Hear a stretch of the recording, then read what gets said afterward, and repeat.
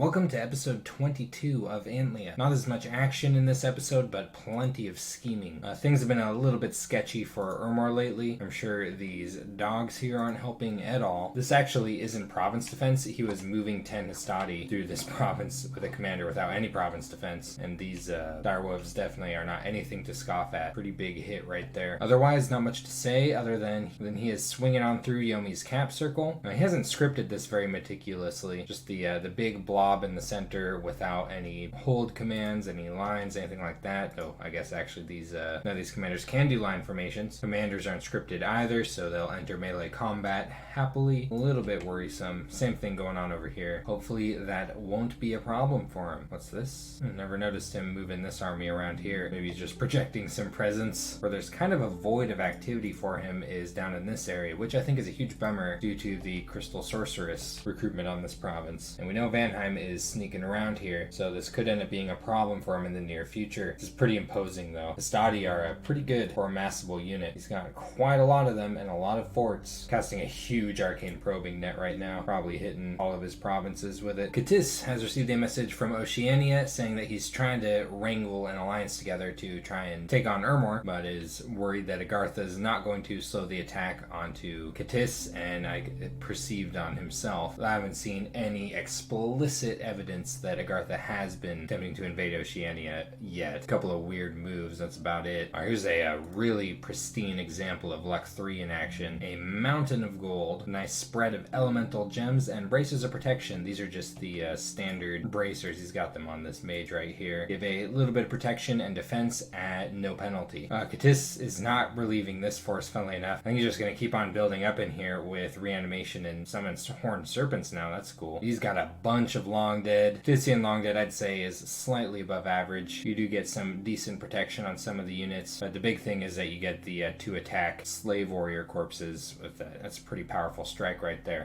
Yeah, I think this would be pretty risky for Agartha to try and bite into. Mind blasting isn't going to do anything to this stuff or the skeletons that these pop up. All these animals are going to help protect the mages from the mind blasting, and these birds especially are going to be annoying. So I think it'd be pretty risky at this point for Agartha to try and storm this with what she's got on there. I mean, he's actually moving away, maybe toward his capital? I don't know. Maybe he's thinking all this looks nice and juicy. Agartha has received a message from Katis saying that, hey, we should stop fighting and take care of Ermor. Now, is Agartha agreeing to this? Hard to tell. Agartha is moving most of the stuff off of Hoburgdorf right here into the Green Sea. This could be to reinforce Hoburgdorf a turn later, because she is leaving the mercenary monkeys here for a couple more turns and is moving this force this way. Maybe is thinking about combining on Dunster.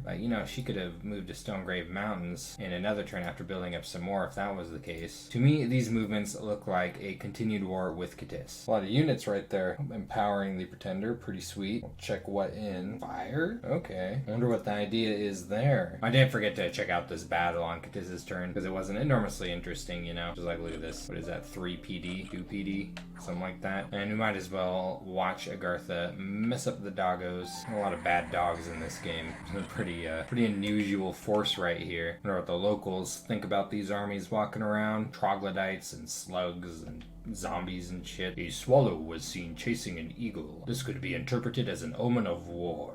Foreboding. Yomi wants a nap 4 from Femoria. Femoria is extorting Yomi for death gems right now, and that's just what Yomi wants in return. Oceania is talking to Femoria about teaming up on Ermor. There's not much Femoria can do about that. He does not have a border. Just because there's not a whole lot of action on this turn. We'll just check out these raids right here. This is Femoria's big flying-proof blob. It does look like Femoria did a couple of things after the turn timer on the last turn, as I suspected. Can they do it? That's a tough looking bat right there. Right out of here. I guess this one's technically a little bit closer. In fact, I think there's more PD units here than what Femoria's raiding with. They mowed right over this province defense. Now it looks like he's forming into one giant death ball. That's definitely what that is. Here on Hesperia to stare down Xibalba in the face. But yeah, as you can see, no border with Ermor. I do suppose that could change soon, depending on how far he pushes into Xibalba. That does seem to be what's on his mind behind. Oh, that's a recruitment pattern I like to see. Recruiting them alternating like this makes them so that when you put them in line formations, the size 4 units tend to occupy the same space as the size 2 units. These are a little bit faster on their feet, but eventually when the melee lines come together, this pattern gives you a more consistent attack density than if you have them in big alternating blobs on the battlefield. Yeah, it looks like he's finally got a chance to breathe, thinking about doing some research, recruiting some mages, things like that. Actually, he hasn't even been able to make much use of this fort over here on the steel ovens. Desperately trying to push out his scales over here. Yeah, both of these provinces are really nice. So many gems. Vanheim still having a horrible time with blood hunting. Look at that. 3 Van Jarls blood hunting Godhaven now. And he's getting these raiding parties up here. He'll definitely be able to take out a good few provinces in an alpha strike. Though he does seem to be moving everything to the northern border. I wonder if he'll be able to hold off a big snowball of Hastati coming up from his south. Ah, this is where the magic shield that Katis had went. He gave it to Yomi. And that was really confusing me last turn. But yeah, it looks like Katis is just throwing him a few gems and some shield, trying to be friendly, work together, that kind of thing. Oceania is freaking out. Urmor and Agartha. And Yomi is on the counter-offensive. This is looking to be a pretty big fight coming up next turn. I.e. Equites, the Dione. Well, let's see if it's true. Imagine if that thing runs into a line of Equite like that, there might be problems. But so long as Yomi doesn't take any bad engagements, I think he has a very good chance of restabilizing, especially if Vanheim does indeed enter. That was seeming like the end of the world there for a second, but now it doesn't look quite so bad. And we saw that Urmor is not scripting his armies too carefully. So in some senses, that does make this army look stronger than it is on the map. And from what we saw numbers-wise, if this was scripted with attack rear commands and things of that nature, I think it would be a lot scarier than it is. Yomi's got stuff all over the place regardless. Prepared just for that eventuality.